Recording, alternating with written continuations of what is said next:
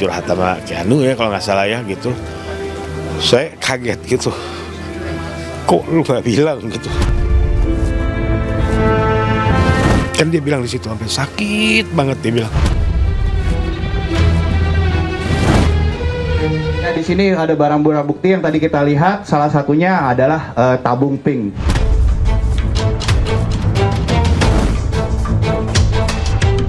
Enggak, kalau apa yang pink-pink itu nggak ada.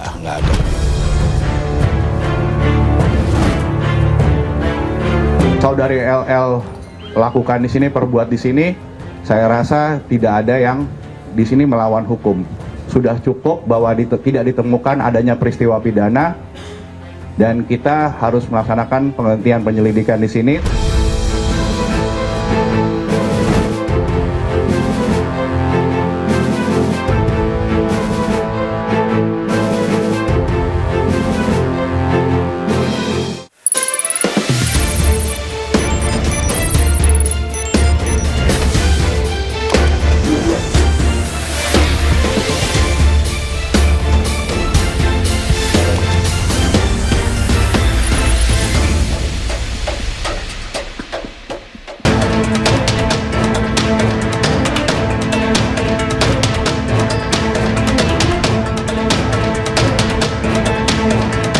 Jumat 23 Januari 2026, dunia maya dikejutkan dengan meninggalnya influencer atau pemengaruh Lula Lava yang merupakan kekasih dari Muhammad Reza Octavian atau yang akrab dikenal dengan nama Reza Arab. Berbagai pertanyaan hingga spekulasi liar pun muncul atas kepergian Lula yang mendadak. Lalu apa penyebab meninggalnya figur multi talenta tersebut? Ikuti penelusuran kami bersama saya Arlista Hadi. Inilah iNews Files.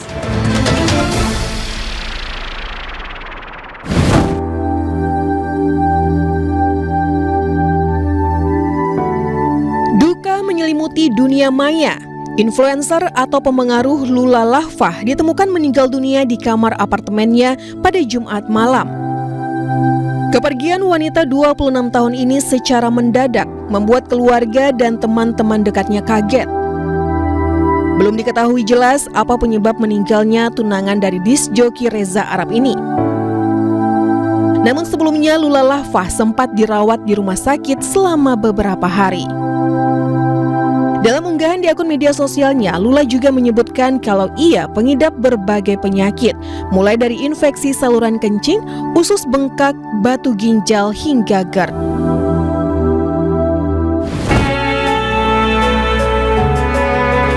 Senin 26 Januari 2026, tim iNews 5 berhasil menemui dan mewawancarai langsung Muhammad Feroz, ayah dari Lula Lava, di kediamannya di daerah Jakarta Timur. 3 hari pasca meninggalnya Lula Lava, keluarga menggelar pengajian dan doa bersama di kediaman orang tua Lula di kawasan Buaran Indah, Jakarta Timur. Tak hanya keluarga dan tetangga, pengajian juga dihadiri sahabat dan tunangan Lula Lava, Reza Arab. Tim iNews File menemui Muhammad Feroz, ayah Lula Lava. Kepada kami, Muhammad Feroz menceritakan sosok anaknya yang sejak kecil selalu ingin menyenangkan semua orang. Kalau sosok Lula dari kecil emang orangnya ceria, dia baik emang dari kecil emang terlihat dia anak yang baik. Semua keluarga sayang sama dia gitu ya, maksudnya keluarga dari ipar itu semua sayang gitu sama dia. Sering di kemana aja dia selalu dibawa gitu. Kadang-kadang suka izin ke saya, kadang-kadang tahu misalkan gak dikasih nih dia bakal dilariin sama ibu sama ini gitu, karena memang Lula nyenengin di keluarga ya. Kepergian Lula Lava secara mendadak pada Jumat malam membuat keluarga kaget. Mendapat kabar kondisi sang anak tidak baik-baik saja, Muhammad Feroz langsung meluncur menuju lokasi kediaman Lula. Oh jelas kaget karena benar-benar nggak kelihatan ya gitu. Kita komunikasi sering ya kan, walaupun dia nggak tinggal serumah sama kita ya gitu. Waktu dikabarin kita langsung ke rumah sakit, kita langsung meluncur gitu, karena kan pas saya dikasih kabar Lula kritis gitu. Lula kritis, kita buru-buru dong berangkat maghrib ya, lewat maghrib jam 18, hampir jam 7 gitu. Kita buru-buru berangkat gitu, terus masih terus komunikasi sama asistennya gitu. Bahasanya tuh udah ngambang gitu, bahasanya udah meragukan gitu ya kan. Lula kritis mungkin dia nggak berani bilang udah nggak ada, karena kita perjalanan jauh ya dari Cakung ke Dharma Wangsa kan itu waktu gitu. Terus akhirnya di tengah jalan akhirnya kita diarahin udah langsung ke rumah sakit aja, karena kita mau ke rumah sakit gitu. Namun sebelum sampai lokasi untuk menemui Lula, Muhammad Feros justru tahu kalau putri kesayangannya sudah meninggal dunia. Terus di tengah jalan juga diteleponin lagi, suruh di switch gitu. Istri suruh lanjut ke rumah sakit, saya disuruh ke polsek. Di situ langsung saya udah, anak saya udah nggak ada. Sebelum meninggal dunia, menurut sang ayah, influencer kelahiran 17 Juli 1999 ini pernah menjalani perawatan di rumah sakit karena sakit lambung. Ya kalau dia yang kita sering dengar yang suka diucap GERD, tapi kalau aku bilang dia ini yang sedang dia rasain ini dari pembengkakan di ususnya itu, gitu. Yang bikin kalau GERD ya kadang ada kadang enggak gitu dan nggak ganggu, tapi dari itu ya yang terlihat karena pas Januari itu pas mau tahun baru kan dia masuk rumah sakit, dari situ mukanya udah lain, mukanya udah pucat. Kalau kita lihat di story atau di konten-konten dia gitu, mukanya udah kelihatan gitu. Cuman ya kita nggak sadar gitu. Kita nggak sadar gitu, setelah terjadi baru kita amati gitu, dia udah mulai pucat, dia udah mulai nggak kuat kayaknya. Tak ada perubahan perilaku sebelum Lula pergi untuk selamanya. Hanya saja beberapa hari sebelumnya, anak kedua pasangan Muhammad Feros dan Tatu Yulianah itu sempat mengajak keluarga untuk makan bersama. Perilaku enggak ada ini ya, cuman dia sering mujiin adiknya sekarang. Terus dia ngundang kita nggak tanpa acara. Biasanya kan kalau setiap salah satu di antara kita yang ulang tahun pasti dia kita makan di sana, kita makan di sini, kita makan di sana, ketemuan di sana gitu kan gitu. Ini tiba-tiba enggak gitu, kita bilang ada acara apa? Enggak, mau makan-makan aja, tapi di rumah kata dia. Gitu, tapi di rumah ya dengan dia mungkin nyewa barbecue gitu. Lengkap gitu. Kita tanya sampai udah makan tuh, kita juga tanya apa yang kamu ngomongin nih gitu. Enggak ada apa-apa, kata cuma pengen ngundang aja. Ngundang itu. Saya lupa tanggal berapa gitu. Tapi ya belum lama, kayaknya mungkin 2 minggu lah Pak, kalau lama. Selama sebelum meninggal 2 minggu lah kurang lebih gitu. Udah. Tak hanya menyisakan duka, kepergian Lula Lafah semakin membuat sang ayah sedih karena selama ini Lula tidak pernah menceritakan sakit yang dialaminya. Enggak, dia nggak pernah cerita gitu. Makanya saya sedih banget waktu lihat dia curhat sama Keanu ya kalau nggak salah ya gitu. Saya kaget gitu, kok lu nggak bilang gitu, kok lu diem gitu.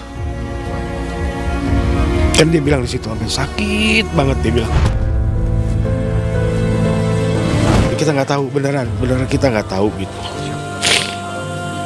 Kita nggak tahu dia nahan sakit selama itu. Ya itu dia akhirnya kita amatin, baru terlihat kan mukanya pucat di story terakhir gitu. Kelihatan gampang kelihatan. Ya, kalau kita perhatiin kelihatan. Ayah Lula Lafah menyebut kalau putrinya baru saja pulang kontrol dari rumah sakit sebelum ditemui meninggal dunia di kamar apartemennya.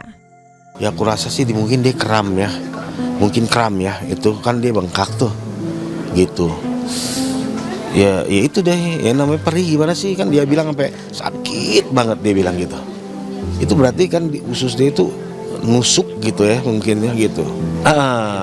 Malam kejadian semalam paginya kan meninggal, malamnya dia habis check up gitu hasilnya katanya seperti itu ya, dia curhatin ke temennya gitu. Tapi temennya selalu untuk udah banyak istighfar kayak gitu kan, gitu, maksudnya jangan terlalu banyak pikir yang enggak gitu ya, nggak nyangka akhirnya jadi ya itu ya jadi kan kita tahu, jadi oh Lula begini nih gitu. Ada baiknya juga kan pengakuan dia gitu, ya kan, ada chat itu, ada pengakuan dia kan, kondisi dia terakhir seperti itu yang dia rasain gitu. Berbagai pertanyaan hingga spekulasi liar muncul atas kepergian Lula Lafah secara mendadak. Bagi Muhammad Feroz, tidak perlu ditanggapi satu persatu karena hanya akan menambah masalah. Apa nih salah satunya? Banyak yang janggalnya, tuduhannya emang banyak gitu. Cuma kita capek kalau kita iniin satu persatu gitu. Jadi apa yang mau ditanya itu aja gitu. Salah satunya apa gitu misalkan. Ya kalau obat-obatan ya jelas tuh dia habis dari rumah sakit ya. Dari rumah sakit otomatis dia keluar bawa obat gitu ya kan. Masih bawa obat, ada beberapa obat gitu. Ada kan dari itu obat juga kan ada mereknya ya kan, ada peruntuk apa gitu, dan ada juga kan dari Pondok Indah kan itu, kwitansinya Pondok Indah kan gitu. Terkait tuduhan mendiang Lula Lafah menggunakan obat terlarang, Muhammad Feroz tegas membantah. Ia meyakini kalau selalu mengawasi kehidupan sang anak secara langsung. Lula nggak make begitu. Saya tahu banget Lula nggak pakai begitu. Saya keras kalau soal itu ya, kalau soal barang-barang begitu saya keras banget sama dia. Saya bilang kalau sampai lu kayak begitu, gue bilang gue nggak mau tahu ya kan, nggak mau nengokin, nggak mau bantuin ya kan, gitu, nggak mau urusan deh sama begitu. Kita keras urusan begitu. Dan kalau misalkan dia kayak begitu, ya pasti ketahuan lah, maksudnya nggak mungkin nggak ketahuan. Kita misalnya gini, kita kan sering kan, bukannya enggak gitu. Akhir-akhir ini karena dia jarang ke rumah, jadi lebih sering kita yang kesana, ya kan. Kita tidur di kamar dia, ya kan. Saya istri tidur di kamar dia. Kalau memang dia itu, dan kita selalu dadakan ya, nggak pernah izin gitu. Kita selalu bilang sama si Mbak gitu, kalau misalnya ada, udah kita datang gitu. Udah kita datang ya, kita tidur di kamar dia gitu. Nggak ada barang-barang aneh. Kita geratak, saya geratak beneran. Saya geratak kalau barang-barang kayak begitu kita tanyain gitu. Enggak, kalau apa yang pink itu nggak ada zat gitu. Anti beneran. Lula tuh enggak ya. Lula kalau untuk yang kayak begitu nurut. Kita dari dulu bilang Lul nggak boleh pakai kartu kredit, nurut. Sampai sekarang dia nggak punya kartu kredit. Kita bilang lu kalau punya uang beli, tapi lu nggak boleh kredit. Begitu. Dia nggak punya uang, dia nggak bakal beli mobil, dia beli cash. Lula bersih, nggak ada apa gitu yang mencurigakan di dalam tubuh dia, nggak ada di suratnya kan ada jelas itu, ya kan gitu. Kalau misalkan itu ya nggak mungkin gitu, kan disaksikan sama pihak polsek gitu kan.